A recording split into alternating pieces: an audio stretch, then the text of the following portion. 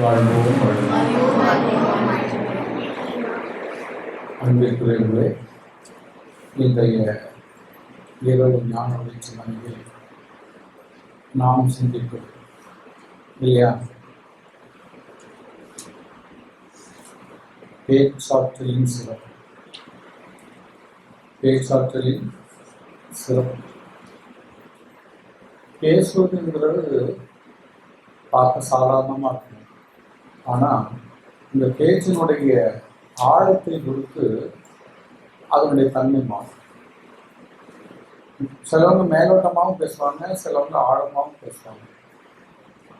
ஆனால் அவங்க கையாளுகிற விதத்தை பொறுத்து இருக்கும் இல்லையா? அந்த சொல்லின் தன்மை. இப்போ ஒரு உதாரணத்துக்கு சொல்றாங்க.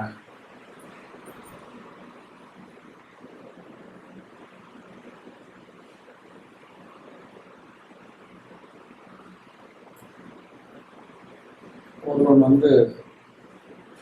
பள்ளிக்கு போயிட்டு வரான். அந்த பையன் பள்ளிக்கு போயிட்டு வருகிற பொழுது யாரையும் அடிச்சுட்டான். இல்லை, இவனுக்கும் இன்னொரு பையனுக்கும் தகராறு நடந்துன்னு வச்சுங்களா. வருகிற பொழுது வீட்டுக்கு வந்தா அம்மா கேட்கிறார், என்னடா ஆச்சு, இந்த மாதிரி முகத்திலாம் அடி வாங்கிட்டு வந்துருக்கேன், கண்ணெல்லாம் காய் அந்த அடிப்பட்ட காய்கறிலாம் இருக்கு. அப்போ இவன் சொல்றான், நான் ஒன்றுமே அடிக்கலம்மா, அந்த பையன் தான் என்ன அடிச்சான். அப்போ அம்மா என்ன சொல்றா, நீ அடிக்கவே இல்லை, அவன் தான் அடிச்சான்னு சொல்றியே, எப்படி நீ வீட்லேயே சும்மா சுட்டிதனமா இருக்க இல்லையா? அப்போ ஒன்று அடுத்தவன் அடிச்சா நீ வீட்டுக்கு வந்துருவியா? எப்படா நம்புறது? உடனே அவன் சொன்னான், பார்த்த சாரதியத்தை கேட்டு பாருங்க. யார்கிட்ட? பார்த்த சாரதிக்க. பார்த்த சாரதியா? இங்கே யாரா இருக்கா பார்த்த சாரதி? ஏன்னா பக்கத்தில் நிற்கிற பையன் சாரதி. இவன் என்ன சொன்னான், பார்த்த சாரதியத்தை கேளுங்க இல்லையா? அப்பா அம்மா என்ன பண்ணங்க, பார்த்த சாரதி இருக்காங்க, சாரதி தானே இருக்காங்க, அதான் பார்த்த சாரதிம்மா, அதான் பார்த்தம்மா. அப்போ அம்மாவுக்கு அவன் மேலே என்னோட கோபமே உடனே மாறி போச்சு இல்லையா? பார்த்த சாரதிய அவன் பார்க்காத சாரதி இருக்காங்க, பார்த்த சாரதி இருக்காங்க. சொல்லுகிற விதத்தில் இருக்கு. நம்ம எப்படி கையாளுகிறோமோ அந்த சொல்லினுடைய ஆழத்தை, பொருளை புரிந்து கொண்டு சொல்வது ஒன்று. திருவள்ளுவர் கூட சொல்றார், வெள்ளேறு உழவருடைய பகையை கூட தாங்கிக்கலாம், சொல்லேறு உழவருடைய பகையை தாங்க முடியாது. அதாவது வில்லால் போருக்கு போவாங்க இல்லையா, அவங்க இதை கூட நம்ம தாக்கு பிடிக்கலாம். ஆனால் வெறும் வாயை வச்சுட்டு போவான சக்தி அவன்கிட்டெல்லாம் மாட்டிக்கிட்டு ஒன்றும் பண்ண முடியாது இல்லையா? ஏன்னா அந்த பேசுறது சிலவனுக்கு ஒன்றுமே தெரியாது. ஒன்றும் வேண்டாம், ஒரு சின்ன எக்ஸாம்பிள் நகைச்சுவையாக வச்சாங்க, நல்லதாக இருந்தது, ரசிக்கிற மாதிரி தான் இருந்தது.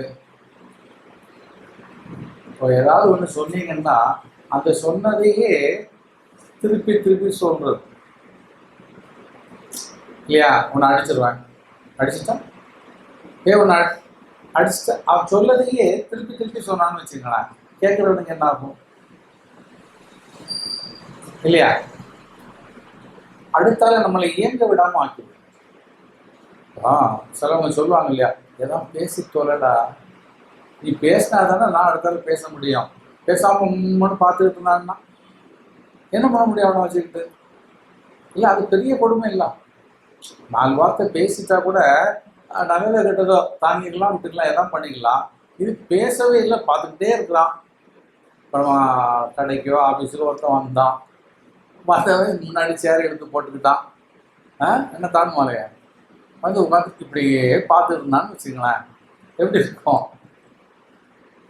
அவன் ஒன்று சொன்னான்டா, நமக்குள்ள என்ன வந்துடும்னா, யாரு எங்கேருந்து வந்திருக்கான், ஏன் வந்திருக்கான், எதுவும் பேச மாட்டோம், கேட்கறதுக்கு ஒன்றும் பதில். ஆனால் நம்மளை அந்த முறைச்சி பார்த்துக்கிட்டே இருக்கிறோம்.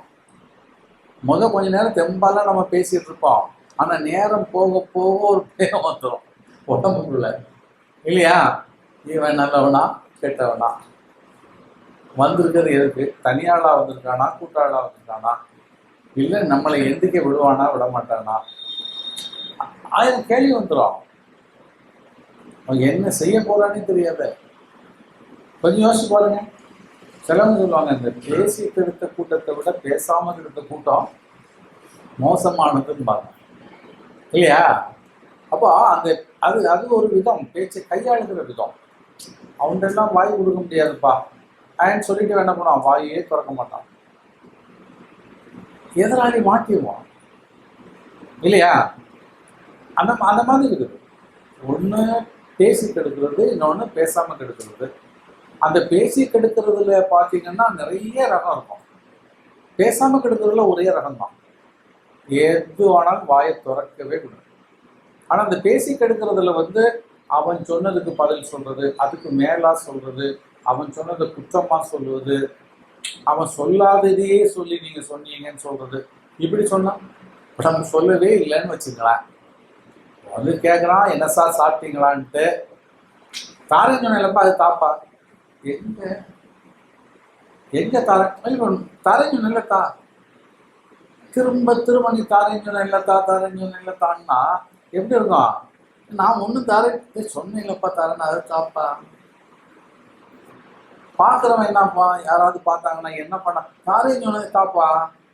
அப்போ ஏதாவது ஒத்துக்கிட்ட மாதிரியும் இல்லை இப்போ தாரேன்னு சொன்ன மாதிரியும். அப்புறம் என்ன சொல்லுவான், எங்களோட 10,000 ரூபா வாங்கியிருந்தான், நீ இன்னைக்கு வா தாரேன்னு சொன்னா அதை கேட்டால் தரமாட்டாங்க, வாய்ப்பு கொடுத்துட்டு இருக்காங்கன்னா எப்படி இருக்கும்? இவனுக்கு ஒன்றும் சம்மந்தமே இருக்காது. ஆனால் அவன் முதல்ல ஒரு துருப்பு போட்டான் பாருங்க, தாரேன்னு சொன்னா தான் சொல்லிட்டு அதை பிடிச்சிக்கிட்டு அதை வச்சுட்டே விளையாடிட்டு இருப்பான். பார்க்குறவங்களாம் நம்பிடுவாங்க. ஏன்னா ஒரு தடவை இல்லை, 15 தடவை சொல்லியிருக்கான். 15 தடவையும் நீ அதுக்கு பதில் சொல்லவே இல்லை. ஏன்னா ஓ மைண்டில் என்ன இருக்குன்னா, நம்ம அப்படி சொல்லவே இல்லையே, இல்லையா? நமக்கு எதுவும் கொள்வனை கொடுக்கணையே கிடையாது. அப்போ இவன் இப்படி சொல்கிறான்னு நீ சிந்திச்சுட்டு இருப்ப. ஆனால் அவன் ஸ்ட்ராங் பண்ணிக்கிட்டே இருப்பான். ஒருத்தன் ஒன்று சொல்லும்போது உடனே வெட்டி விட்டுரும். அதை வெட்டாமல் நீங்கள் வச்சுக்கிட்டே இருந்தீங்கன்னா அது தொடர்ந்துக்கிட்டே இருக்கும். இப்படிலாம் வந்து சொல்லில் வந்து மாற்றுறது உண்டு. இப்போ எதுக்கு இதெல்லாம் நம்ம எடுத்துக்கிறோம்னு சொன்னால், ஞானத்தில் உள்ளவங்களுக்கு, இல்லையா? ஞானத்தில் உள்ளவங்களுக்கு வாய் தான் ஆயுதம், கைவால் இல்லை. மற்றபடி யுத்தத்தில் உள்ளவன் மற்ற தொழிலில் போகிறவனுக்கெல்லாம் கைவால் ஆயுதம். ஆனால் ஞானத்தில் உள்ளவனுக்கு ஆயுதம் எது? வாய். இந்த வாய் உள்ளக்குள்ள பொழைச்சிக்கோன்னு சொல்கிற மாதிரி ஞானத்தில் உள்ளவங்களுக்கு யார் என்ன வேணும்? வாய் வேணும். வாய் தான் ரொம்ப முக்கியம், இல்லையா? ஒரு ஆளை நம்ம போய் சந்திக்கிறோம், பேசுகிறோம், நீங்கள் சொல்லக்கூடிய சொல் அழகில் தான் அவங்க மயங்குவாங்க. அதுக்காக வந்து வர்ணம் பூசிக்கலாம் சொல்லணும்னு இல்லை, இல்லையா? வர்ணம் பூசுறான்னா என்னது? பொய். இல்லாததெல்லாம் அழந்து விட்டு அவன்கிட்ட சொன்னா அது நம்பிக்கை பேர். ஏன்னா பொய் பார்ப்பதற்கு வந்து எப்படி இருக்குன்னு சொல்லி சொன்னால் கவருகிற மாதிரி இருக்கும், ஆனால் அது நிலைக்காது. ஆனால் உண்மை வந்து சாதாரணமாக இருக்கும், ஆனால் ஸ்ட்ராங்காக இருக்கும், இல்லையா? அப்போ எப்பொழுதுமே சொல்லுகிற பொழுது உண்மையை சொல்ல வேண்டும். அது வந்து ஒரு மிகப்பெரிய பலம், உண்மைக்கு நிகர் கிடையாது. அதனால நீங்க நிறைய பேசுறீங்களோ கொஞ்சம் பேசுறீங்களோ, உண்மையை மட்டும்தான் பேசுவேன் என்பதில் எடுக்கணும் குறிக்கோளாக. அதுக்கப்புறம் இந்த பேச்சாற்றில் சொல்லுகிற பொழுது கிரிக்கெட் மாதிரி பேச்சாற்று, இல்லையா? இப்போ கிரிக்கெட்ல பார்த்தீங்கன்னா தெரியும், என்ன பண்ணுவான், 2 விதம் இருக்கும். அது ஒருத்தன் பேட்டிங் ஒருத்தர் இருப்பான், பவுலிங் ஒருத்தர், இல்லையா? பவுல் பண்ணுறதுக்கு, பாலை போடுறதுக்கு, அப்புறம் ஒருத்தன் பேட் பண்ணுறதுக்கு 2 பேர் இருப்பாங்க. அந்த போடக்கூடியதுக்கும் ஒரு பெரிய திறமை வேணும், சும்மா எடுத்து போட்டோம்லாம் கிடையாது, இல்லையா? அதில் ஸ்பின் அடிக்கிறதெல்லாம் இருக்கும். அப்படி சொல்லிட்டு அடிக்கிறது, அந்த டிஸ்டன்ஸ் பார்த்துக்கிறது. இவன் கையை தூக்கும் போது அவன் வீச்சில் பார்த்தா பால் அந்த பக்கம் போகிற மாதிரி அந்த ஆக்ஷன் பண்ணுவான். போடுவ பார்த்தா திரும்பிடும். கொஞ்சம் திரும்பிட்டுனா போதும், அவன் பேட் விட்டு தள்ளிடும். இதெல்லாம் இருக்கு. அப்போ பால் போடுறது மட்டும் இல்லை, பால்ல வந்து அந்த வேகத்தை காட்டும் இல்லையா? பேச்சு திறமையும் கிரிக்கெட் விளையாடுறது தான் பேச்சு திறமை. அப்படியே நீங்க எடுத்துக்கலாம். முதல் பால் போடுறது எடுத்துங்க, ஒரு பால் எடுத்துங்க. அதை நீங்க நல்லா பார்த்தா தெரியும். அந்த பாலை வச்சு என்ன பண்ணுவோம், அப்படியே விட்டுட்டு தொடையில ஆடுறாவும் சட்டையில் ஆகுமா இல்லையா? அதை மாதிரி நீங்க பேசக்கூடிய பேச்சை முதல்ல நீங்க உங்களுக்குள்ளே உரசி பார்க்கணும். அந்த பேச்சை எப்படி பண்ணணும், உங்களுக்குள்ளே உரசி பார்க்கணும். அதை விடுறதுக்கு முன்னாடி நீங்களே உரசாம விட்டுட்டீங்கன்னா ரொம்ப பேர் இல்லையா? அவன் அழகா என்ன பண்ணிடுவான், கேட்ச் பண்ணிடுவான். அப்படிதானே? பாலை நம்ம கொடுக்கும்போது எப்படி போகணும், நம்ம உரசி பார்த்து தான் பாலை விடணும். இப்போ அவனுக்கு வந்து என்ன ஆகும்னா, நம்ம அடிக்கும்போது கிளீன் போல்ட் ஆகணும். நமக்கு ரொம்ப முக்கியம்.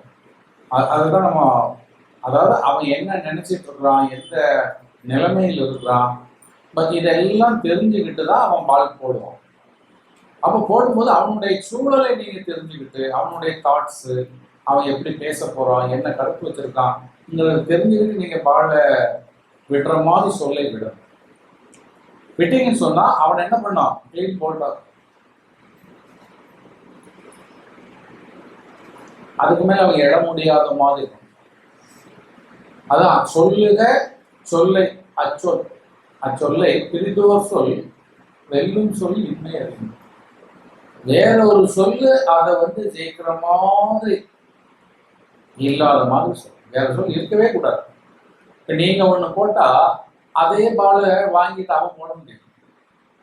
அப்படி இருக்கணும் இல்லையா? இப்போ கிரிக்கெட்ல ஒண்ணு பால் போடுறவன் இன்னொருத்தன் அடிக்க முடியும். இப்ப அடுத்தால நீ உங்களே வச்சுக்கோ, முதல் பால் போடுறது சிலவங்க ரெண்டும் பண்ணுவாங்க. இங்கேயும் பண்ணுவான் அங்கேயும் பண்ணுவான், ரெண்டு கேஸ் செய்வான் இல்லையா? அதே மாதிரி வேணும். நான் பால் மட்டும் தான் போடுவேன், என்னால மடக்க தெரியாதுன்னு சொன்னா வேஸ்ட். இல்ல வரதெல்லாம் மடக்கிட்டு இருக்கேன், ஆனா என்னால பேச தெரியாதான்னு வேஸ்ட். ஞானத்துல ரெண்டு விதம் வேண்டும். யுக்தி, இந்த யுக்தி எப்படி இருக்கணும்னு சொல்லியாச்சுன்னா, என்ன மாதிரி நம்ம பிரயோகம் பண்ணுவதுக்கூடிய ஒரு யுக்தி, அதே மாதிரி அவன் என்ன வார்த்தைகளை சொன்னாலும் எப்படி நம்ம அதை தடுத்து மடக்குவது என்பது ரெண்டு வேணும். இப்ப நீங்க பேசுறதுன்னு ஒண்ணு, அதே போல அவன் பேசுனதுக்கு நம்ம பதில் கொடுக்கணும் இல்லையா? அந்த பதில் எப்படி இருக்கணும், அப்படி இந்த ரெண்டையும் வச்சுக்கணும். அப்பதான் நீங்க வெளியில போக முடியும். ஏன்னா ஞானத்தில் இருக்கக்கூடியவங்கள வந்து எல்லாம் தெரிந்து கொள்வது என்பது ஒரு நிலை. தெரிந்ததுக்கு பிறகு எப்படி கிரிக்கெட்ல வந்து முதல்ல அவங்களே விளையாடி பழகிக்குவோம், அதுக்கப்புறம் தான் போட்டிக்கு போவோம் இல்லையா? மற்ற நேரம் பார்த்தீங்கன்னா சும்மா கண்ட இடத்துலலாம் மைதானத்துல இருந்து விளையாடிக்கிட்டே இருப்பாங்க, அந்த பயிற்சி எடுத்துக்கொண்டு இருப்பாங்க. அதே போல நீங்களும் என்ன பண்ணணும்னா, உங்களுக்குள்ளேயே அந்த பேச்சாற்றலை வளர்க்கணும். அந்த பேச்சாற்றலை வளர்ப்பது எப்படின்னு சொன்னா, அதுக்கு பேசிக் என்ன வேணும், நிறைய விஷயங்கள் தெரியணும். இப்போ உங்களை பொறுத்தளவுக்கு இறைவேதம் இருக்குது, உபதேசங்கள் இருக்குது, பாடல்கள் இருக்குது இல்லையா? ஸோ இது எல்லாமே நீங்க தெரிஞ்சுக்கிட்டாலே போதும். இதை தவிர வெளியே வேண்டாம். ஏன்னா நான் அதுதான் ஏற்கனவே சொல்லியிருப்பேன், எப்பொழுதுமே நமக்கு என்று ஒரு வட்டத்தை வரைந்து கொண்டு அந்த வட்டத்திற்குள் நின்று ஆடணும். அதுதான் சிறப்பான ஆடும். அப்ப அந்த வட்டம் எப்படி இருக்கணும்னா, எதிரியை உள்ள விட முடியாத அளவுக்கு அவன் வந்தானா அவனை தாக்குற மாதிரி. நீங்க எங்கேயோ போயிட்டீங்கன்னு வச்சுங்களேன், மற்றவங்களாம் சூழ்ந்துக்குவான். உங்க பாதுகாப்பு வட்டத்தை விட்டு நீங்கள் நகரவே கூடாது. அது ரொம்ப முக்கியம். பேசுகிற பொழுது ஒரு வட்டம் வரைந்து கொண்டு அந்த வட்டத்திற்குள்ளே இருக்க வேண்டும். இது அன்னை கூட நான் சொல்லியிருக்கேன். நீங்க பேசுற என்னன்னா ஒரு சப்ஜெக்ட் எடுத்துக்கிட்டீங்கன்னா அந்த சப்ஜெக்ட் விட்டு வெளியில போகக்கூடாது இல்லையா? அப்ப இங்க ஞானத்துல வரும்போது ஞானத்தை தவிர வேற எதுவும் எடுத்துக்க கூடாது. ஞானத்திலேயே நிறைய ஞானம் இருக்கும். பக்தியில ஞானம் உண்டு, கர்மால ஞானம் உண்டு, யோகத்துல ஞானம் உண்டு இல்லையா? அவன் கேட்பான், மூச்சு இப்ப உள்ள ஏறிச்சுன்னு சொன்னா அங்க முட்டிக்கிட்டு நிக்குது, என்ன பண்றதுன்னு கேட்டா உங்களுக்கு மூச்சை பத்தி ஒண்ணுமே தெரியாது, அந்த பயிற்சி இருக்காது. அப்ப ஞானத்துல இருக்க ஒண்ணு தெரியலையேன்னு சொல்லுவோம். அது ஞானத்துல அது ஒரு பயிற்சி இல்லையா? அப்ப நீங்க என்ன பண்ணணும்னா ஞானத்தில் ஞானம். இப்ப நம்ம ஞான வழியில நாம கையாள்வது எதை எடுத்துக்கொள்கிறோம்னு சொன்னா ஞானத்தில் ஞானம். ஞானத்திலேயே என்ன இருக்குது? சரியா இருக்குது, ஞானத்துல கிரியை இருக்குது, ஞானத்துல யோகம் இருக்குது, ஞானத்தில் ஞானம் இருக்குது. அந்த ஞானத்தில் ஞானம் தான் முடிந்த நிலை, முற்றும் நிலை, முழுமையான நிலை. அதுக்கு மேல இல்லை. ஞானத்திலேயே ஞானம். இப்ப பக்தியிலே ஞானம் இருக்கும். நான் சொல்லியிருப்பேன், இப்ப கோயிலுக்கெல்லாம் போயாச்சுன்னா அங்க நடக்கக்கூடிய சடங்குகள் எல்லாம் பார்த்துட்டு இந்த சடங்கு எதுக்காக வைக்கிறான், ஏன் இதை கொண்டாடுறான், அது ஒரு ஞானம். கர்மால ஞானம் இருக்கும், யோகத்துல ஞானம் இருக்கும். நமக்கு வந்து அந்த ஞானத்தில் ஞானம், அறிவில் அறிவாக்கும், அதுதான் உயர்ந்தது. அதுக்கு மேல் கிடையவே சரி. இப்ப நான் உங்களுக்கு கொடுக்கிற பயிற்சி, உங்களை நடத்துகிற அந்த நிலைப்பாடுகள் எல்லாமே ஞானத்தில் ஞானம் என்பதை நன்றாக ஞாபகம் வைத்துக் கொள்ளுங்கள். இது ரொம்ப முக்கியமான ஒரு விஷயம். ஞானத்தில் ஞானம் என்பது மலை உச்சிக்கே போயாச்சு, அப்புறம் கீழே பத்தி நீங்க கவலையே பட வேண்டியதில்லை. அதான் தாண்டி வந்தாச்சு. மேல போய் கீழே பார்க்க கூடாது. ஏன்னா இது முடிந்த நிலை. புரியுதுங்களா? ஞானத்துக்கு மேல ஒண்ணு இல்லை, ஞானத்திலேயும் கூறு இருக்குது, அந்த கூறுலயும் ஞானத்துல ஞானக்கூறு. இதை வந்து எல்லாரும் கையாள முடியாது. அப்ப நீங்க வந்து ஞானத்தில் ஞானத்தை எடுத்துக்கொண்டீர்கள் என்றால் உங்களை எதிர்ப்பவர்கள் அறிவு ரொம்ப குறைவுதான். அப்படி ஞானத்தில் ஞானம் இருக்கிறவங்க மோதவே வரமாட்டான். அதான் அடுத்த நிலை அதுதான். ஏன்னா ஞானத்தில் ஞானத்தை உணர்ந்தோம் பேசுறது ஒண்ணுமே இல்லையே. நல்லா யோசிச்சு பாருங்க. நான் அதுதான் உங்களுக்கு சொல்லுவேன். நீங்க ஞானத்துக்கு போயிட்டீங்கன்னா அங்க என்ன இல்லை, வாதாடுறதுக்கு ஒண்ணுமே இல்லை. ஏன்னா அவன் கர்மாங்க அவன் வாழ்றான். யாரையும் குறை சொல்றதுக்கு இடம் இல்லை, யாரும் நீ சொல்லி கொடுக்கறதுக்கும் ஒண்ணுமே இல்லை இல்லையா? ஞானத்தில் ஞானம் என்ன ஆயிடுச்சு, ஒவ்வொருத்தன் எடுத்துக்கிட்டான்னா அவன் நல்லது செய்யறானோ கெட்டது செய்யறானோ அது அவன் கர்மா.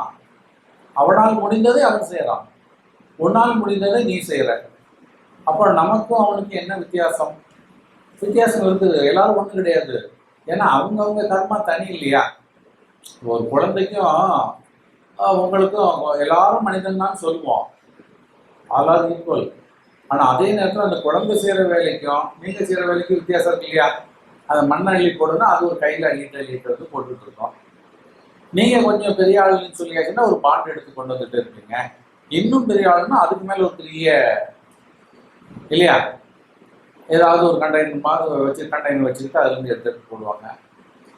அப்போ இந்த உங்களுடைய பரிமாற்றங்கள் மாறும். ஆனா ஒரே லெவல்ல தான் இருப்பீங்க, எல்லாரும் ஆன்மா தான். ஞானத்துல வந்து எல்லாரும் ஈக்குவல் தான், ஆனா கர்மாவில் ஒவ்வொரு ஆளும் தனித்தனியா இருக்கு. அப்போ உங்களுக்கு இருந்து வெளிவரக்கூடிய செயல்பாடுகள், உங்களுடைய சிந்தனைகள், உங்களுக்கு கிடைக்கிற பராபலங்கள் இதெல்லாம் மாறும். நம்ம ஈக்குவல்னு சொல்லி அங்க பேசிட முடியாது, ஆனா ஈக்குவல் தான். இதுதான் அங்க சிந்திக்கணும். ஒருவரை குறை சொல்வதற்கு குறை இருக்கும், உங்களுக்கும் அவங்களும் குறை இருக்கு. இப்ப நீங்க உங்கள்கிட்ட வந்து ஒரு விஷயத்தை கொடுத்து இதை முடியும்னு சொன்னா நீங்க ஒரு 1/2 hourல முடிக்கக்கூடியதா இருக்கும். ஆனா அதே நிலையை உங்க கூட இருக்கிறவங்கள்ட்ட கொடுக்குற பொழுது அவங்க வந்து 40 minutes இருக்கலாம், 45 minutes எடுக்கலாம். அப்போ உடனே நீங்க என்ன நினைப்பீங்க, நான் 1/2 hourல முடிச்சுட்டேன், அந்த எண்ணம் நமக்கு வரும் இல்லையா? அப்ப நாங்க 2 பேரும் ஒண்ணுதான், 2 பேரும் ஒண்ணுதான். அதுக்காக நீ 1/2 hourல முடிச்சதுனால அவனோட பெருசு கிடையாது. அந்த இடத்துல தான் நீங்க சிந்திக்கணும். இப்ப நம்ம அந்த இடத்துல தான் எல்லா மனிதர்களும் நழுவி விடுகிறார்கள். ஞானத்தில் ஞானம் வருகிற பொழுது இதை உணர்ந்து கொள்ளும். எப்படி உணரும்னா 2 பேரும் ஒரே ஆள் தான், ஒரே ஆசிரமத்தில் உள்ளவங்க, ஒரே சீடர்கள் தான், ஒரே தன்மை தான் படிச்சுட்டு வாரீங்க, எல்லாம் கரெக்டு. ஆனா ஒரு விஷயத்தை சொல்லி செய்ய சொல்கிற பொழுது ஒருவர் செய்வதற்கும் இன்னொரு செய்வதற்கும் பேதம் வருகிறது. இவர் 1/2 hourல முடிக்கிறது, அவர் 45 minutes முடிக்கிறார். இன்னொருவர் 1 hour ஆகிறார். இன்னொருவர் முடிக்க முடியாமலேயே இருந்துட்டு இருக்கலாம் இல்லையா? எல்லாரும் செய்து முடிச்சுருவான்னு சொல்ல முடியாது.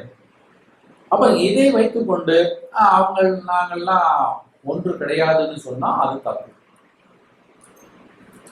புரியுதா? இந்த எண்ணத்தை முதல்ல வளர்க்கணும். ஏன்னா இந்த உலகத்துல இந்த இடத்துலதான் எல்லாரும் என்ன பண்றாங்கன்னா தவறி விடுகிறார்கள். தான் செய்யறது கொஞ்சம் ஃபாஸ்டா இருக்குது, கொஞ்சம் கூடுதலா இருக்குது, கொஞ்சம் நீட் அண்ட் கிளீனா இருக்குன்னு உடனே அடுத்தவங்க எல்லாம் ஒண்ணுமே லாய்க்கு இல்லாதவங்கன்னு சொல்லி அவங்களை என்ன பண்ணிடுவாங்க, உதாசீனப்படுத்தி விடுவாங்க. ஆனா ஞானத்தில் அந்த எண்ணம் வரவே கூடாது.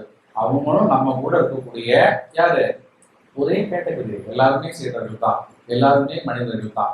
அப்ப இந்த வேதம் வருகிறது, இந்த வேதம் என்பது அவருடைய கர்மாவை பொறுத்தது. வேதம் என்பது கர்மாவை பொறுத்தது. அப்ப கர்மால ரெண்டு பேருக்கும் வித்தியாசம் வருது இல்லையா? கர்மால ரெண்டு பேருக்கும் வித்தியாசம் வரதானே செய்யுது. அப்ப நான் கொஞ்சம் செய்யறேன், அவர் நிறைய செய்யும் போது அப்ப இதை எப்படி கணக்கிடுவதுன்னா, கர்மாவை அடக்கும் தகுதி உங்களுக்கு இல்லை. நீங்க உங்க அளவுக்கு பார்க்க வேண்டியது எப்படி பார்க்கணும், நாமளும் செய்த அவங்களும் செய்த, நாமளும் இதை தான் கத்துக்கிட்டு இருக்கோம், அவங்களும் கத்துக்கிட்டு இருக்கோம், நாமளும் மனிதனாக இருக்கோம், அவங்களும் மனிதனாக இருக்கோம். இந்த அளவுக்கு தான் உங்க சிந்தனை இருக்கணும். இந்த கர்மா வெளிப்பாட்டை அளக்கக்கூடியது குருக்கு பேர். அப்போ இதில் யார் உயர்ந்தவன் யார் தாழ்ந்தவன் சொல்லி ஜட்ஜ் பண்றது யாரு, குரு. அப்ப அதுக்கும் பலன் உண்டு. நல்லதையே ஒருத்தன் செய்துட்டு இருக்கான், ஒருத்தன் கெட்டதே செய்துட்டு இருக்கான். அப்ப கெட்டதை செய்யறவனுக்கும் நல்லவன் செய்யறதுக்கும் வித்தியாசம் உண்டா இல்லையா? ஆனா ரெண்டு பேரும் ஒண்ணுதான் இல்லையா? ஆனா நீங்க என்ன பண்ணக்கூடாது, அதுதான் என்ன ஆகுதுன்னா அந்த ஞானத்தில் இருப்பவர்களுடைய திறம், அதை கையாளுவதற்கு. அவன் எப்பவுமே தப்பு தப்பா பேசுறான், அவன் கெட்டதே பேசிட்டு இருக்கான், நான் நல்லது பேசுறேன், நான் மதிக்கவே மாட்டேங்கிறீங்களே, அவனை மட்டும் கூப்பிட்டு சொல்றீங்கன்னா அதை நீங்க சொல்லக்கூடாது. அப்பதான் நீங்க முழுமையை அடைய முடியும். இது கொஞ்சம் சிக்கலா இருக்கும், கஷ்டமா இருக்கும் இந்த இடத்த நீங்க பாத்தீங்கன்னா. ஏன்னா ஞானத்தில் ஞானம் என்பது அப்பழுக்கற்றது, கரையற்றது, அதுக்கு மேல ஒண்ணுமே இல்லைன்னு ஒரு நிலைக்கு வரும். புரியுதுங்களா? அந்த பார்வையில பாக்குறதுக்கு அந்த குறையே அங்க தெரியவே கூடாது. யாரையும் குறை கண்டுபிடிக்க இல்லாத ஒரு நிலை, அதுதான் நிறை. நிறை எப்படி இருக்கும், குறை காணாதது நிறையாக, குறை காணாதது நிறையாக. ஆனா நம்ம ஞானத்துல இருந்து என்ன பண்ணுவோம்னு சொன்னா என்ன பண்ணுவான், அப்போ ஞானத்தில் ஞானத்தை அடையவில்லை. ஏன்னா இந்த ஞானத்தில் ஞானத்தை நீங்கள் அடைத்து விட்டீர்கள்னா அதுக்கு மேல உங்களுக்கு வேண்டியது ஒண்ணுமே இல்லை. அதாங்க இப்ப பற்றுக பற்றத்தான் பற்றினை அப்பற்றும் பற்று விடற்கு. ஒரு மனிதன் எப்படி வாழ வேண்டும் என்றால் விருப்பு வெறுப்பற்றவனாக வாழ வேண்டும். துறவினுடைய தன்மையே அதுதான். துறவுக்கு மிகப்பெரிய சிறப்பு என்னன்னா குடும்பத்தெல்லாம் விட்டுட்டு போறது அல்ல, மனைவி மக்களை விட்டுட்டு போறது, சொத்தை விட்டுட்டு போறது, உடைகளை அவுத்து போட்டு போறது, இதுவல்ல துறவு. அந்த துறவு என்பது விருப்பு வெறுப்பற்று வாழ்வது. புரியுதா? இருந்தா தின்னுக்கிறோம். பட்டினத்தார் இருந்தாலும் தான் வர்றாரு. என்ன பண்ண, முதல் எல்லாத்தையும் வீசி போட்டாரு, ஞானத்துக்கு வந்துட்டாரு. ஆனா ஞானத்தில் ஞானத்துக்கு வரல. அது அவருடைய அந்த வாழ்க்கை வளர்ச்சியை பார்க்க பார்க்க தெரியும். அது நிறைய கதையெல்லாம் சொல்லுவாங்க இல்லையா? அப்ப முதல்ல என்ன பண்ணாரு, பசிக்குதுன்னா அங்க எங்க போய் நின்றுட்டு இருந்தாரு. ஒரு சூழல்ல அவரை கேட்டுக்கிறாரு. அப்ப நானும் சோதனை அலைகிறேன். அவனும் என்ன பண்றான், வேலை பார்க்கறான். எதுக்கு? பசிக்கு. காசு கிடைச்சா பொருள் வாங்கி வச்சு சமைச்சு சாப்பிட்றான். நான் என் பசிக்கு அவன் வீட்டு வாசலில் போய் நிற்கிறேன். அவனுக்கு எனக்கு என்ன வித்தியாசம்? அவன் வேலை செய்து காசு கொண்டு வந்து பொருள் வாங்கி நிற்கிறான், நான் சும்மாவே போய் நின்று அந்த கையேந்தி நிற்கிறேன். ரெண்டு பேருக்கும் இல்லையா? அப்போ என்னுடைய தன்மை என்ன சொன்னா, எனக்கு எது வேண்டுமோ அது என்னை தேடி வர வேண்டும். நான் இயல்பாகவே இருக்க வேண்டும், இருந்தாலும் இல்லை என்றாலும். அப்போ எனக்கு வேண்டியது என்னை தேடி வரட்டும், வந்தால் உண்கிறேன், இல்லை விடுகிறேன், அவ்வளவுதான். இது ஞானத்தின் ஞானம். அப்ப சும்மா இருக்கிறதுன்னு சொல்ற இடம் இந்த இடம் தான். நம்ம சும்மா இருக்கிறவங்களுக்கு என்னெல்லாமோ தடவிட்டு இருக்கோம், எங்கெங்கெல்லாமோ ஓடிட்டு இருக்கோம். ஞானத்தின் ஞானம். ஆனா இதை நம்ம எல்லாம் பேசுவோம், எல்லாரும் பேசுவாங்க. கீழ் மட்டத்திலிருந்து கூட பேசுவாங்க. சும்மா இருக்குதுன்னு சொல்லுவாங்க, பத்தத்து இருப்பாங்க, விருப்பு வெறுப்பு இல்லாம இருன்னு சொல்லுவாங்க. ஆனா கடைபிடிக்க மாட்டார்கள். இது யாருக்கும் தெரியாத ரகசியம்னு சொல்ல முடியாது, எல்லாருக்கும் தெரியும். பற்றற்று இருப்பது, விருப்ப விருப்பற்று இருப்பது இல்லையா? ஆனா அது எங்க உள்ள விஷயம், யாருக்கு சொந்தமான விஷயம்னா ஞானவான்களுக்கு, அதுவும் ஞானத்தை கடைபிடிப்பவர்களுக்கு உடைய சொத்து, அவருடைய குணம், அவருடைய பண்பு. அப்ப எப்போ ஒன்றை பார்த்தாலும் பார்க்காத மாதிரி இருக்கும், பார்த்தாலும் பார்க்காத மாதிரி இருக்கும் இல்லையா? முடியுமா? அதுக்கு சார் பார்த்துக்கிட்டு பார்க்காத மாதிரி இருக்கணும். உடனே நம்ம கேள்வி வரும் இல்லையா, நான் தான் பார்த்தேனே, பார்த்துட்டு நீ ஒன்று சொல்ற, பார்த்துட்டு உடனே இப்போ நீங்க உட்கார்ந்துருக்குறீங்க, ஒருத்தனை ஒரு பொண்ணு போறா, பின்னாடி ஓடி வந்தவன் அவருடைய செயினை கடத்திட்டு ஓடுறான், சைக்கிளையோ பைக்கிலையோ எடுத்துட்டு ஓடுறான். நீங்க உட்காந்துட்டே இருக்கீங்க ஒரு கடை திணையிலையோ வீட்டு திணையிலையோ. அப்போ வந்தவங்க கேட்குறாங்க, அந்த அம்மா செயினை இழுத்து போன ஆளை பார்த்தியா?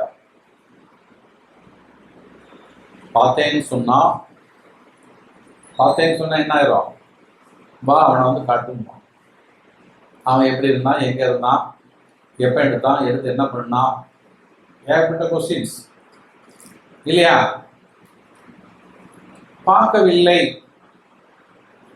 பார்க்கவில்லைன்னு சொன்னா பொய், அது வரும் இல்லையா? பார்த்தேன்னு சொன்னா கூட போய் காட்டணும், பார்க்கலன்னு சொன்னா கொஸ்டின் வருது. என்ன கொஸ்டின் வரும்? ஏன்னா அவன் வாசல் முன்னாடி தான் நடக்குது. பார்க்கலன்னு நம்புவாங்களா? கண்ணு தெரியுமா தெரியாதா? கண்ணு தெரியுது இல்ல, அப்ப எப்படி நீ பார்க்கல? இதுக்கெல்லாம் நம்ம பதில் பேச வேண்டியதா இருக்கு. வாழ்க்கையிலையும் இப்படிதான் நம்ம மாட்டிக்கிறோம். நாம வாழ்கின்ற பொழுது, ஒருவருக்காக ஒத்து போகின்ற பொழுது அங்கே சிக்கல் வருகிறது, இல்ல அவர்களை விட்டு ஒதுங்கி போகும்போது அங்கே சிக்கல் வருகிறது இல்லையா? அப்போ நம்ம நிலையை நாம் எப்படி தக்க வைத்துக் கொள்வது? அந்த நிலையை எப்படி தக்க வைத்துக் கொள்வது? பார்த்தேன் ஆனா பார்க்கல. காமெடி இல்லை, இதுதான் உண்மை. பார்த்தேன் ஆனா பார்க்கல, பொய் இல்லை. பார்த்தேன்பா ஆனா பார்க்கல. என்னன்னா, என்னுடைய பார்வை பார்த்தது உண்மை, ஆனால் அந்த பார்வை பதியவில்லை. பதிந்தால் தானே கொடுப்பதற்கு, இருந்தால் தானே எடுப்பதற்கு. இதுதான் ஞானம். புரியுதா உங்களுக்கு? பார்த்த மாதிரியே இருக்கும், ஆனா பதியாது உள்ள. ஆனா வெளியில பாக்குறதுக்கு எப்படி இருக்கும், அதை பத்தி அவங்க கவலையே பட மாட்டாங்க. ஏன்னா மான அவமானங்களை தாண்டியவர்கள், அவர்களுக்கு மானமும் கிடையாது, அவமானமும் கிடையாது. அதுதான் ஞானம். ஞானங்கிறது சாதாரண இல்லை, சும்மா வாய் பேசுறதோ அது இல்லை. இதனுடைய நடைமுறையை எடுத்துட்டீங்கன்னா வாழ்க்கையினுடைய உச்சம், அந்தம் இல்லையா? இதுக்குமே ஒண்ணுமே இல்லை. இதுக்கு பிறகு there is nothing there. இதை தொட்டுட்டீங்கன்னு சொன்னா நீ இவங்கதான் குழந்தை மாதிரியும் பாருங்க. இதுதான் உண்மையான குழந்தை. ஒன்று பார்த்தது, சிரித்தது, ஆனா தெரியாது. குழந்தை பார்க்கணுமா இல்லையா? சொல்ல தெரியாது, பேச்சு இல்லாதது, பேச்சு வரல, இன்னும் பேச ஆரம்பிக்கல, அது பாடி சிரிக்கும். பாப்பா பார்த்தேன், எடுத்தாங்களா, என்னதை கேட்கறது, இவன்கிட்ட கேட்கவே முடியாதுன்னு சொல்லிட்டு என்ன பண்ணிடுவான், குழந்தை இறங்கி விட்டுட்டு போயிடுவான். இதுல அதிகமா வாய் பேசுறதுதான் முடிஞ்சு தூக்கிட்டு போயிடுவான். வா நீ வந்து ஆளை காட்டு. அப்ப வாழ்க்கையில நீங்க இதுக்கு பேர் தான் நடுநிலைமை. நடுவுன்னு சொல்லுவாங்க. நடுநிலைமைன்னு சொல்வது வந்து எந்த பக்கமும் சாயாமல் உங்க பக்கமாக இருக்கு. என் பணியை மட்டும் நான் பார்த்து கொண்டிருந்தேன். ஆனா சமூகத்துக்கு இது ஒரு சிக்கல் வரும். இது அப்போ சமூகத்துக்கு நீ ஒட்டியே வரமாட்டேங்க, நீ சமூகத்துக்கு பாரமா. நீ சமூகத்திற்கு பாரம்னு சொல்லுவோம். அந்த பேச்சு வரும் இல்லையா? சமூகத்துக்கு சப்போர்ட்டே பண்ண மாட்டாங்கன்னா அவன் வேலை விட்டு அவன் பாக்குறான்னா அப்ப எப்படி சமூகம் நடத்துறதுன்னு பாருங்க. இப்ப இங்க சிக்கலே அதுதான். இது என்ன ஆகி போச்சுன்னா, இந்த சமூகத்தினுடைய தாக்கம் எப்படி இருக்குன்னா, எல்லாரையும் குப்பையில கொண்டு போட்டு குழப்பி குப்பையாக்குறதுதான் சமூகமா இருக்கிறது. யாரையும் நல்லவனாக வாழ விடுவதோ யாரையும் தனித்திருப்பதற்கோ சமூகம் அலோவ் பண்ணுவது இல்லை. நீ என்னன்னாலும் சமூகத்தோட ஒட்டி போனோம், சமூகத்துக்கு சேர்க்கணும். அவன் சமூகம் நல்லதா கெட்டதா அந்த கேள்வி நீ கேட்க கூடாதுன்னு. அவன் சமூகம் கெட்டதா நீனும் கெட்டதாயிருவ. சமூகம் நல்லதா இருந்தா சமூகம் நல்லதா இருப்பதற்கு வாய்ப்பே கிடையாது. நல்ல ஞாபகம் வச்சுங்க. அப்படியே வளர்ந்துச்சு. இது ஒண்ணும் பண்ண முடியாது. இது ஆதி காலத்துல இருந்தே இந்த சமூகம் எதை நோக்கி போயிட்டு இருக்குன்னா, இன்னைக்கு வர தீர்வு கிடைக்காதனுடைய காரணமே என்னன்னு சொன்னா, பல்லுக்கு பல்லு, அடிக்கு அடி இல்லையா? எது ஒன்றானாலும் போராட்டம் பண்ணுவது, எதிர்ப்பது, தாக்குவது, கொள்வது, இதுதான். அப்ப இதை நோக்கி தண்டனையில் தான் ஓடிக்கிட்டே இருக்குது. அப்ப அந்த தண்டனை கொடுப்பது, அடுத்தவனை அடிப்பது, பழி வாங்குவது, கொள்வதுங்கிற பட்சத்தில் கொடூரம் என்பது சாகவே சாகாது, வாழ்ந்து கொண்டே இருக்கும். அப்ப அன்பு என்னைக்கு வாழும்? எங்க இருக்கும்? பேசுறதோட சரி, செயல்ல இருக்காது இல்லையா? ஆசிரியர் வகுப்புல பாடம் எடுக்கிறார். பாடம் எடுக்கிற பொழுது யாரையும் அடிக்கக்கூடாது, யாரையும் திட்டக்கூடாது இல்லையா? எல்லாத்தையும் அன்பா இருக்கணும் சொல்லிட்டே இருந்தவர். அங்க 2 பசங்க பேசிட்டு இருக்கோம். எடுத்தாரு டேன்னு சொல்லிட்டு இங்க இருந்து டஸ்டோட தூக்கிட்டு அங்க வீசினார். யார்கிட்ட? அந்த பையன். அவனுக்கு மண்டையில் போட்டு அவன் சொன்னது என்ன? அன்பை. அப்ப அவர் என்ன பண்ணுவாருன்னா, அவர் சொல்றது என்ன சொல்லுவாருன்னா, நான் அடிச்சேன், ஏன் அடிச்சேன்? அவன் இதை கேட்காதனால தானே, அவனை திருத்துறதுக்காக தானே நான் வந்தேன். அவனை நான் திருத்துறதுக்காக தானே அடிச்சேன். அவனை தாக்கணுங்கிறது நோக்கம் அல்ல. நான் சொன்ன நல்லதை அவன் கேட்கவில்லை. அவன் நல்லவனாக மாறுவதற்கு நான் வாய்ப்பு என்ன கொடுக்குறேன்? அவனை அடிக்கிறேன். இது நல்லவனாக்குமா? எந்த ஜென்மத்திலும் ஆகாது. இங்கேதான் அவர்கள் என்ன தப்பு பண்ணியிருந்தாங்கன்னு சொன்னா, ஆசிரியர் பண்ணக்கூடிய தப்பு. ஆசிரியரோட குடும்பத்துல இவங்க எங்கேயுமே என்னத்தான் நீ ஓதுனாலும் நுண்ணிய நூல்பல கற்பினும் மற்றும் தன் உண்மை அறிவே மிகும். அவன் எப்படி வர வேண்டுமோ அப்படித்தான் வருவான். இப்ப இத சமூகத்துல சொன்னா அவன் வழிபடுதல அனுப்பவே வேண்டாமே. கேட்பாங்களா கேட்க மாட்டாங்களா? அவன் வழி தானே வருவாங்க. அப்ப அதுக்கு பாடம் எடுக்கணுமா? இந்த மாதிரி எதிர்கேள்விகள் கேட்கறது, நக்கல் பண்ணுவது, இதெல்லாம் எடுத்துட்டீங்கன்னா தீர்வு வராது. அதாவது ஒன்றை அடைவது வரை கொஞ்ச காலத்துக்கு நம்ம என்ன பண்ணணும்? சமைக்கிறதோட பொறுமையா இருக்கணும். அப்பதான் சாப்பிட முடியும். அரிசி வாங்கிட்டு வந்தோம்னா எங்க எங்க எங்கன்னு அம்மா என்ன பண்ணுவா? அரிசிய களைவாளா, அலைவாளா, உலைய வைப்பாளா, கறிய வைப்பாளா, அப்புறம் எடுத்து கொட்டுவாளா இல்லையா? பொறுமை வேண்டாமா? அப்ப இங்க என்ன வேண்டாம்? சமூகம் எங்க போயிட்டுனா திசை திருப்பி சென்று விட்டு எங்க போயிடுச்சுது? வலதுபுறம் செல்வதற்கு இடதுபுறம் சென்று விட்டது. அகிம்சைன்னு ஒண்ணு இருக்குன்னு தெரியும். ஆனா ஹிம்சையில் தான் ஓடிக்கொண்டிருக்கிறது. கொல்வது, தகர்ப்பது, அடிப்பது, எதிர்ப்பது, இப்படிங்கிறது. அப்ப அந்த தீர்வு வரவே வர்றது. அப்ப தீர்வு வரணும்னு சொன்னா அதற்கு வெற்றி எதுன்னு சொன்னா ஞானத்தில் ஞானம்.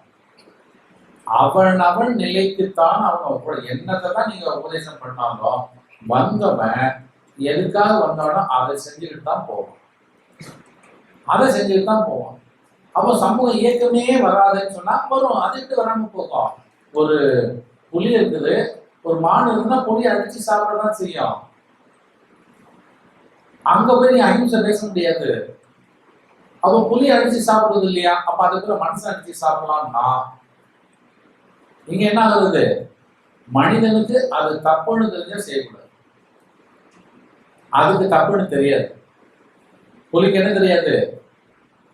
புலிக்கு பசிக்கிறதுன்னு மட்டும்தான் தெரியும். அடிக்கலாமா அடிக்க கூடாதான சிந்தனை கிடையாது. ஆனா மனிதனுக்கு பசிக்கிறது கூட எப்படி திங்க வேண்டும் என்கின்ற பாடம் நடத்தப்பட்டது. அவனுக்குள்ளே வருது. திருடி திங்க கூடாது, அடுத்தவங்க பொருள் சாப்பாடுல கையை போடக்கூடாது. அப்ப இந்த அறிவு இருக்கிற பொழுது நாம் அடிச்சு திங்கிறதுக்கு இறந்தது அதான் கர்மா வரும். ஆனா புலி மானை அடித்தால் கர்மா இல்லை. உங்களுக்கு சிக்கலே நீங்க 6வது அறிவுல மாட்டினதுதான். ஏன்னா இங்கதான் கேள்வியே கேட்கப்படும். 5 அறிவு வரை கேள்வி கிடையாது. நன்றாக சிந்தியுங்கள். அப்போ அதெல்லாம் தப்பு பண்ணியிருக்க. அப்ப பேசாம நம்ம நாயா பேயா போயிடலாமே, ஏன் மனசனா இருக்கேன்னு நினைச்சா நீங்க நாயா பேயா இருந்தாலும் அதுக்கும் தண்டனை வழங்கப்படுகிறது. நன்றாக சிந்தியுங்கள். இப்ப நான் சொல்றது உண்மை. 1 அறிவிலிருந்து 5 அறிவு வரை வந்தவைகள் எல்லாம் நீங்க நினைக்கிற மாதிரி 1லிருந்து 2, 2லிருந்து 3க்குலாம் போகாது. நல்லா சிந்திக்கணும் இல்லையா? 4வது அறிவில் இருந்தது 1வது அறிவு அடுத்தால பிறக்கலாம். 1ல இருந்தது அதுக்கு அடுத்த பிறவி 3க்கு போகலாம், 5க்கு போகலாம், 6க்கு போகலாம். நல்லா சிந்திக்கணும். இந்த வரிசை கிரமம் தான்ங்கிறது பிறவியில கிடையாது. ஏன்னா பிறவி என்பது எதை பொறுத்தது? கர்மாவை பொறுத்தது. உங்க கையில எவ்வளவு கர்மா இருக்குதோ அதுக்கு தக்கவாறு உங்களுக்கு பிறவி வரும். கர்மா உங்கள்கிட்ட எவ்வளவு இருக்குது? இப்போ உங்கள்கிட்ட ஒரு 500 இருக்குன்னா 500க்கு 5வது அறிவு போடலாம். 600 இருக்குன்னா 6க்கு போகலாம். 400னா 4க்கு போகலாம். நல்ல சிந்திச்சிங்க. அப்போ உங்களுடைய பிறவி எதை பொறுத்தது? உங்கள் கர்மாவை பொறுத்தது. அப்ப அதுக்குதான் அந்த 1வது அறிவிலிருந்து 5வது அறிவு வரை எல்லாமே அதனுடைய அந்த பிறவி முடிந்து அடுத்த பிறவி என்பது தாவரமாக இருக்கு. நல்ல சிந்திக்கணும்.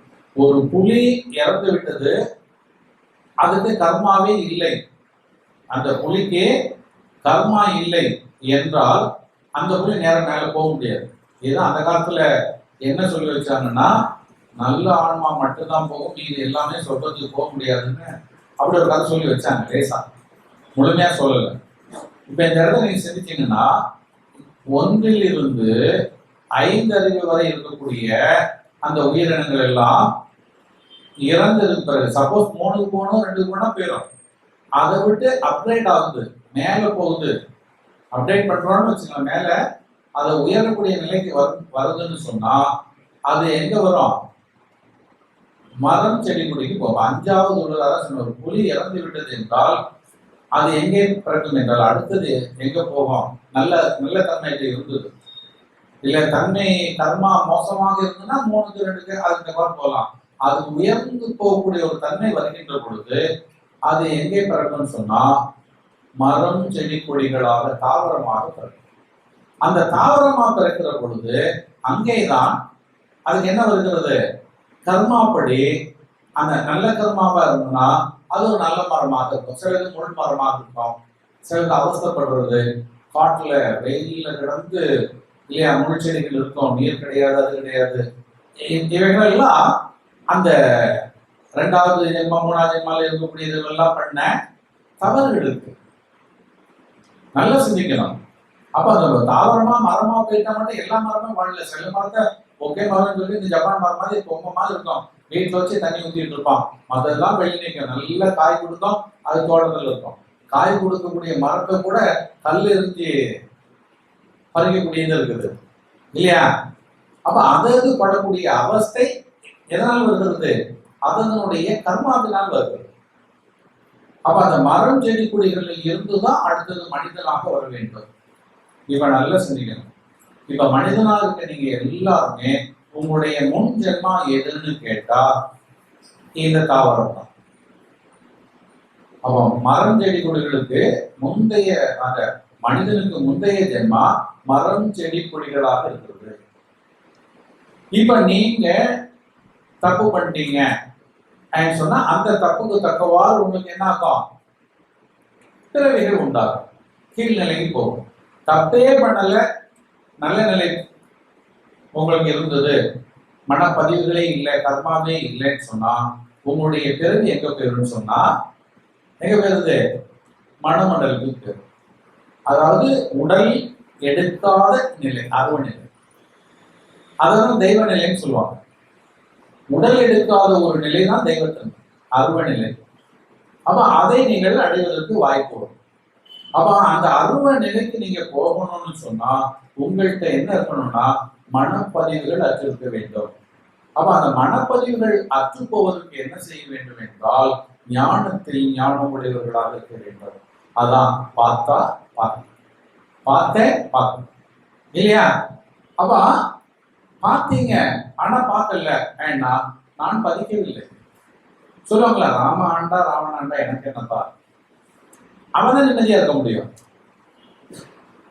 நம்ம சொல்லுவோம் நம்ம முன்னால தப்பு நடக்கு, அதை எப்படி நான் பார்த்துட்டு என்னால இருக்க முடியும்னு சொன்னா அப்ப நீங்க வெட்டு அல்ல நீங்க வெட்டு வாங்கிக்க. இது கர்மா. உலக சமூகம் அப்படித்தான் நம்ம இழுத்துட்டே போகும். கரையில நிக்கவன எவனையும் விடாது, எல்லாத்தையும் குடிச்சு தண்ணியில இழுத்து போட்டுட்டே இருக்கும். தப்பி வந்தா ஓடிடணும், கரையில கூட நிக்க கூடாது. அதனால்தான் ஞானத்தை தேடுகிறவர்கள் ஒதுங்கினார்கள், குருவை தேடி அபயமானார்கள். ஏன்னா குருட்ட இருந்து மீண்டும் உங்களை தண்ணியில தள்ளக்கூடிய செயல்கள் வினைகள் எல்லாம் வராது, அங்க உங்களுக்கு அபயம் கிடைத்து விடும். புரியுதா? அப்போ நீங்க பிறப்பற்ற ஒரு நிலை அடைய வேண்டும் என்றால், ஞானத்தை நீங்கள் முழுமை அடைய வேண்டும் என்றால் நீங்கள் என்ன மாதிரி வரணும்? ஞானத்தில் ஞானம் வேண்டும்.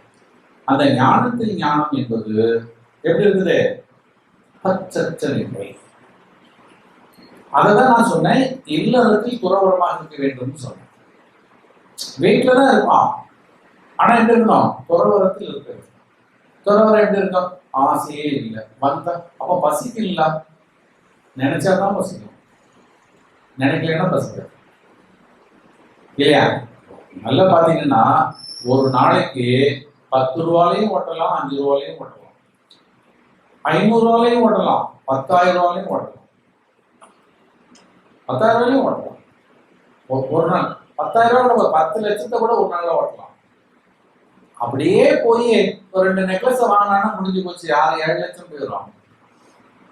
வேறுமா இல்லையா? செலவு பண்ணதுக்காக கேட்கணும், எத்தனை கோடி இருந்தாலும் செலவு பண்ணலாம், சேர்க்கிறதுதான் இல்லையா? அந்த இருக்கிறதுக்குள்ள அளவறிந்து வாழாதான் வாழ்க்கை. என்ன பண்ணிடலாம்? எரிஞ்சு. அப்போ அது எரிஞ்சு போகுது சொன்னா எப்படி போகும்னா கர்மாவே போயிடும், நீங்களும் பிறப்பு உங்களை தள்ளிடும். அப்போ எரியாம இருக்கணும்னு சொன்னா நீங்க எப்படி இருக்கணும்? பச்சற்ற நிலை இருந்தா சரி, இல்லைன்னா சரி. ஒருவனை குற்றம் சொல்வதை முதல் நிறுத்தினாலே நீங்க இந்த ரூட்டுக்குள்ள இறங்கிடலாம். அந்த குற்றம் சொல்றதுல தான் ஆரம்பிக்கிறது மெயின் திங். குற்றம் சொல்வதற்கு கம்பேரிசன் பார்ப்பீங்க, அவன் எப்படி நான் எப்படி, அப்ப அவன் வேற நீ வேறன்னு சிந்தனை வந்தாலே என்ன வந்துடும்? உங்களை தண்ணியில் இழுத்துட்டு போயிடும். அவன் யாரையும் பிரித்து பகைத்து பார்க்காத ஒரு நிலை வேண்டும், அதான் ஞானம். அவன் ஞானத்துல இருந்துகிட்டு நீ பெருசு நான் பெருசுன்னு பேசினா அது ஞானம் அல்ல. ஆனா நிச்சயமாக அவன் ஞானத்துல நீ பெருசு நான் பெருசு இருக்காதானா இருக்கும், 100க்கு 100% இருக்கும். அதனாலதான் சமூகம் என்னன்னா ஏற்றத்தாழ்வற்ற சமூகத்தை என்னைக்கும் பார்க்க முடியாது. ஏன்னா அவன் கர்மா வேற இவன் கர்மா வேற, எப்படி எல்லாரும் ஒன்னா இருப்பாங்க? இது சும்மா சொல்றது. ஆனா எல்லாரும் சமம்னு சொல்லலாம். எப்படி சொல்லலாம்? எல்லாருடைய சிந்தனையும் ஒரே சிந்தனையா இருக்கிறது சமம். அவன் வழிக்கு அவன் வாழட்டு, அவனுக்கு கிடைச்சது அவன் சாப்பிட்டு, நான் யாருடைய பொருளையும் நான் கையாள மாட்டேன், எனக்கு எனக்கு போதும், இப்படி ஒவ்வொருவரும் நினைத்தால் எல்லாரும் சமம் தான். All are equal thoughts. But life சிஸ்டத்துல என்ன இருக்குன்னா பேரம் இருக்கும். ஒருத்தனுக்கு 5 மணிக்கு சாப்பிடுவான், ஒருத்தன் 8 மணிக்கு சாப்பிடுவான், ஒருத்தன் 1 கிலோ சாப்பிடுவான், ஒருத்தன் 10 கிலோ சாப்பிடுவான் இல்லையா? இதை நாம என்ன பண்றோம்னா இதைத்தான் குற்றம் குறைய சொல்லிட்டு இருக்கோம். அப்போ கர்மாவை அடக்கும் தகுதி நமக்கு இல்லை, கர்மாவில் நாம் கை வைக்கக்கூடாது என்கின்ற உணர்வை வளர்த்து கொண்டீர்கள் என்றால் நீங்கள் ஞானத்தில் ஞானத்தை விடலாம். அவன் கர்மம் விழுந்தானா அவன் விழுந்தான், விழுந்ததை பார்த்துக்கிட்டா இருக்கணும். நீ அங்க இல்லைன்னா உங்களை ஒரு ஆள் திட்டுறான், நீங்க எங்க இருக்கிறீங்க? வீட்டுல இருந்து உங்களை இறந்துக்கலாமே, வெளியில இறந்துக்கலாமே, உங்களுக்கு எப்படி தெரியும்? அந்த நிலைக்கு நாம் மாற வேண்டும். இருந்தும் இல்லாதது மாதிரி, தெரிந்தும் தெரியாதது மாதிரி. ஏன்னா உருவத்திலிருந்து அருவத்துக்கு மாறணும்னு சொன்னா கொஞ்சம் கொஞ்சமாக நம்ம என்ன பண்ண முடியும்? அந்த பெர்சன்டேஜ் உயர்ந்துக்கிட்டே வரும். அவன் உருவத்தோட இருந்தாலும் அருவமா இருக்கக்கூடிய தன்மையை நம்ம வளர்த்துக்கிட்டே வரணும். ஒரு ஸ்டேஜ்ல பாத்தீங்கன்னா நீங்க முழுக்க இருந்துகிட்டே இருப்பீங்க, தெரியவே செய்யாது.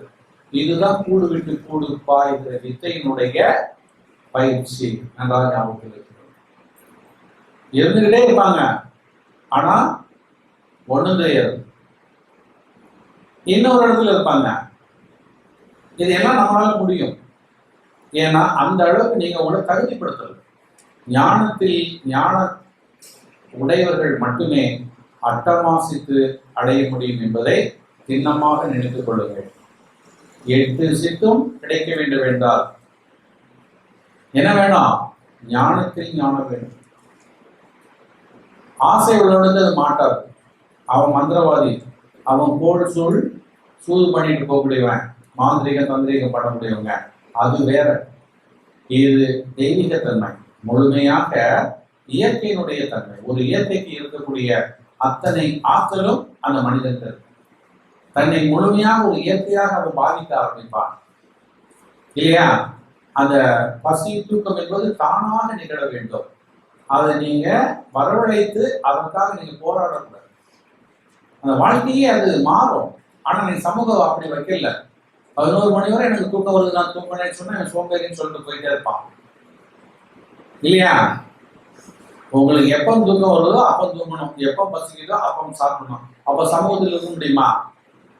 காலேஜ் போகணும், ஆஃபீஸ் போகணும், வரல இப்படி பண்றான்னு சொல்லிட்டு அப்போ சமூகம் நம்மளை எப்படி பண்ணுது? உங்களுடைய தனித்துவத்தை அது கெடுக்கிறது. ஆனா சமூகத்தை விட்டு மீறி போறது சரியா தப்பான்னு சொன்னா சமூகத்தை நீங்கள் கெடுக்காமல் நீங்கள் ஒதுக்கலாம். அவர்கள் செய்வதை அவர்கள் செய்யலாம். அவங்க அதான் நம்ம வந்து சொல்லிட்டோமே, அவங்க கர்மாக்கு அவங்க வாழலாம். நாம அதை பண்ணக்கூடாது. நாம என்ன பண்ணோம்? நம்ம அளவுக்கு நம்மளை சரி செய்யணும். நீங்க சமூகத்துல கையை வச்சாலும் தேன் கூட்டில் கை வைக்காதவரை அதில் இருக்கக்கூடிய அந்த தேனீக்கள் உங்களை ஒன்றும் செய்வதில்லை. ஆயிரக்கணக்கான தேனீக்கள் இருக்கும், பக்கத்திலே நீங்க நிக்கலாம், நத்திங். எப்போ தேனீக்குள்ள தேனீ கூட்டுல கையை வைக்கவோ தட்டவோ செய்தீங்கன்னா அடுத்த நிமிஷம் போட்டோம். சமூகமும் அப்படித்தான். சமூகத்தை நீங்கள் குறை சொல்லவும் சமூகத்தில் கை வைக்கவும் நீங்கள் ஆரம்பித்தால் அந்த சமூகம் உங்களை சாடும். சமூகம் அங்க இருக்கட்டும், நீங்கள் நீங்களாக இருங்க. இங்க சிக்கல், நீங்க இப்படி வாழ்ந்தா சமூகத்துக்கு நல்லது. ஆனா இப்ப என்ன நடக்குதுன்னா சமூகத்தில் இருந்து கொண்டு தனி மனிதன் திருந்தாமல் இருந்து கொண்டு இருக்கிறான். தனி மனித ஒழுக்கமற்று இருக்கிறது, தனி மனித பண்பு பெற்று இருக்கிறது. இது சமூகத்துக்கே ஆகும். நல்லா சொல்லுங்க. சமூகத்தில் தனி மனிதன் இருந்து கொண்டு தனி மனித அறத்தை பேணாமல் இருந்தால் இவனுக்கும் கேடு, சமூகத்திற்கும் கேடு. ஆனால் ஞானத்தில் நீங்க என்ன பண்ணலாம்? சமூகத்தை விட்டு ஒதுங்குவீர்கள். ஆனால் சமூகத்திற்கு எந்த கேடும் கிடையாது. சமூகத்தை நம்ம எதுவுமே பண்றதில்லை. நல்லா சிந்திக்கணும்.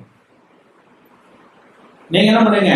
உங்களை நீங்க பேணிக் கொண்டிருக்கிறீர்கள், நீங்களும் வாழ்வீர்கள், சமூகமும் போகும். அப்ப நீ இல்லாம சமூகம் எப்படின்னா அவன் வேலையை பார்த்தா சமூகம் தேவையில்லை. எதிரி வந்துருவான்னு சொல்லிதானே நம்ம வந்து என்ன பண்றோம்? மிலிட்டரிய கொண்டு பண்றோம். எதிரியே வரலன்னா ஒரு தெருவில் இருக்கிறீங்க, அந்த தெருவில் உள்ளவங்க யாருமே திருடங்க இல்லைன்னு வச்சுங்களா, வீடெல்லாம் ஓப்பனா பண்ணலாம், எல்லாரும் நல்லவங்க, நம்ம பயப்படவே வேண்டியது இல்லை இல்லையா? அவன் வெளியூர்ல இருந்தானே வருவான். நம்ம என்ன பண்றோம்? அதுக்குதான் நம்ம என்ன பண்றோம்னா கொஞ்சம் கொஞ்சமா வெளியூர்காரனையும் திருத்துவதற்கு அதெல்லாம் நடக்கிற காரியமானா எல்லாம் மண்ணில தான் இருக்கும், எல்லாம் மனுஷன் தான், எல்லாம் வானத்துக்கு தான். இந்த எண்ணெய் ஆலைகள் போகும்போது அதான் சொன்னேன், சித்தர்கள் எல்லாம் கிளம்பி விட்டார்கள் ஞானத்தை பரப்புவதற்காக. இனி வரும் காலத்தில் இந்த சித்தர்கள் யுகம்தான் ஆளுமை செய்யும். அப்ப எல்லாருக்குள்ளேயும் இந்த நல்ல தன்மைகள் விதைக்கப்படும். கெட்டவர்களுக்கு முடிவு அவர்களை ஓரந்தள்ளி விட்டு அடுத்த பிரிவுகளுக்கு அவர்களை தள்ளிவிடும். அதனால பயப்பட வேண்டாம். வீட்டை கிளீன் பண்ணா ஒரே நிமிஷத்துல வீடு ரூம் முழுக்க கிளீன் பண்ண முடியாது. கொஞ்சம் கொஞ்சமா ஒரு இடத்துல இருந்துதான். அதனால முதல் ஆரம்ப கட்டத்திலேயே என்ன ஆகும், நீங்க மாறுங்க, உங்களை சார்ந்தவங்களை மாத்துங்க, உங்களை சுற்றி இருக்கவங்களை மாத்துங்க. அப்படி மாத்த என்ன ஆயிரும், டோட்டலாவே கிளீன் ஆயிடும். அப்ப டோட்டல் கிளியர் ஆகிற பொழுது யாரை பார்த்தும் யாரும் பயப்பட தேவையில்லை. திருட்டு இருக்காது, பொய் இருக்காது, கொலை இருக்காது, பம்பு இருக்காது, எனக்கு உனக்கு போராட்டம் இருக்காது. அப்போ எதுக்கு இந்த சமூகம்? கொஞ்சம் யோசிச்சு பாருங்க. இந்த சமூகம்னு வருகிற பொழுதே என்ன ஆயிருதுன்னா அத்தனை பேரையும் பிரிக்கிறது, நீங்க இணைக்கவில்லை. இதை சொல்ல போனா நிறைய போகும். அதனால இப்ப நம்ம அந்த டாபிக்ல போக வேண்டாம். இது வந்து டீப்பஸ்ட் தாட் இல்லையா? சமூகம் சமூகமாக இருக்கட்டும். ஆனால் சமூகத்தை என்ன பண்ண கூடாது, குறை சொல்லவோ. ஏன்னா சமூகத்துக்கு நம்ம தானே இருக்கிறோம், நம்ம இல்லாம சமூகம் இல்லையா? இல்லையா? இங்கேதான் நம்ம என்ன சொல்றோம்னா, யாரையும் பிரித்து பார்க்காதீங்கன்னு சொல்லும் போது சமூகத்தை நீங்க பிரித்து பார்க்க முடியாது. ஏன்னா மனிதன் தானே சமூகம். அப்ப மனிதர்களை ஏற்றத்தாழ்வு இருக்கும், இருந்துதான் ஆகும். ஏன் இருக்குன்னா கர்மாவினால் இருக்கிறது. அப்ப அவன் கர்மாவை நம்ம பண்ண விட்டுட்டோம்னு சொன்னா அங்க என்ன வராது, சிக்கல். அப்ப அவன் கெட்டவனா பண்றான்னு சொன்னா இந்த கெட்டவனா பண்ணுவது எப்படி வருகிறது? இங்க நீங்க ஒண்ணு கொடுக்க மாட்டீங்கன்னு சொன்னாதான் உங்களை வந்து எடுக்க பார்ப்பான். நீங்க திங்கும் போதே என்னன்னு நீட்டீங்கன்னா அவன் கிட்ட வச்சே ஓப்பனா நீங்க எது சாப்பிட்டீங்கன்னா உங்க சாப்பாட்டையும் ஒரு படி எடுத்துட்டு போறான். நீங்க அதை அலோவ் பண்ணிட்டீங்கன்னா,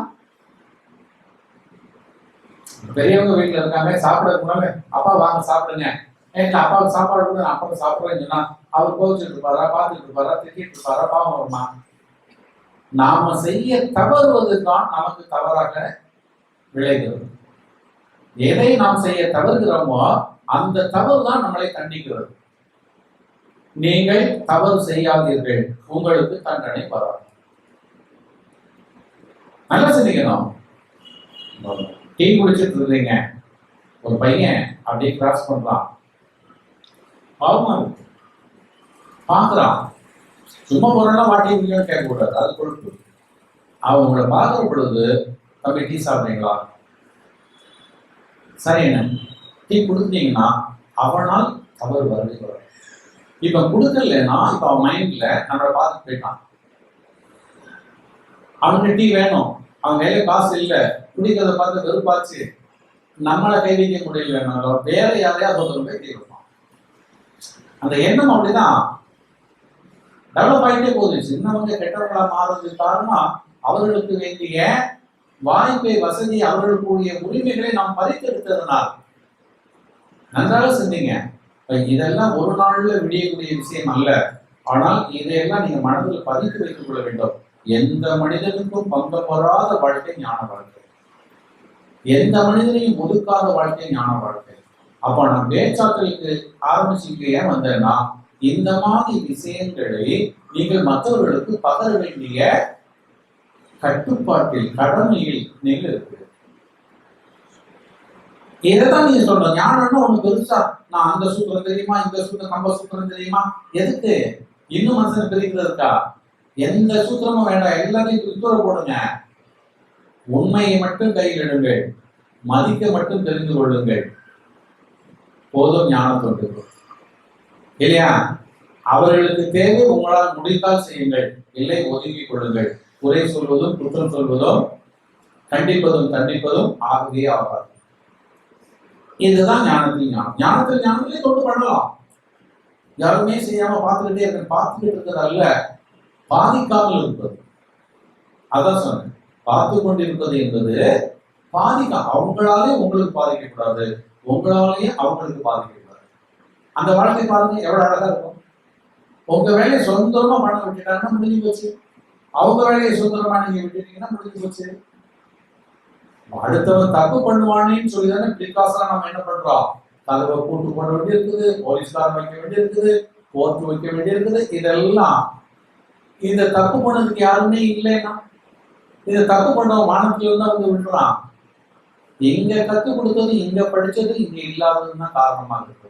எனவே ஞாபகத்தில் வைத்துக் கொள்ளுங்கள், பேச்சாற்றல் வேண்டும். ஏனென்றால் உண்மைகளை சொல்வதற்கு, உண்மைகளை சொல்லுகிற பொழுது அவர்களுக்கு எந்த விதத்தில் தேவைப்படுகிறதோ அந்த விதத்தில் உணர்ந்து உண்மையை மட்டும் பேசுங்கள். பேச்சின் விதம் கிரிக்கெட் விளையாடுற மாதிரி இருக்குன்னு சொன்னேன். நீங்கள் உங்கள் கருத்தை அவர்களிடம் கொடுப்பது, அதே மாதிரி அவர்கள் வீசுகின்ற எதிர்வாதங்களுக்கும் பக்குவமாக பதில் சொல்வது, இதை மனதில் பதித்துக் கொண்டு பயணத்தை தொடர்ந்தீர்கள் என்றால் தொண்டில் ஒரு பங்கு நிறைவேறும் என்று சொல்லி இந்த உபதேசத்தை நிறைவு செய்கிறேன். வாழ்வோம் வாழ்வோம்.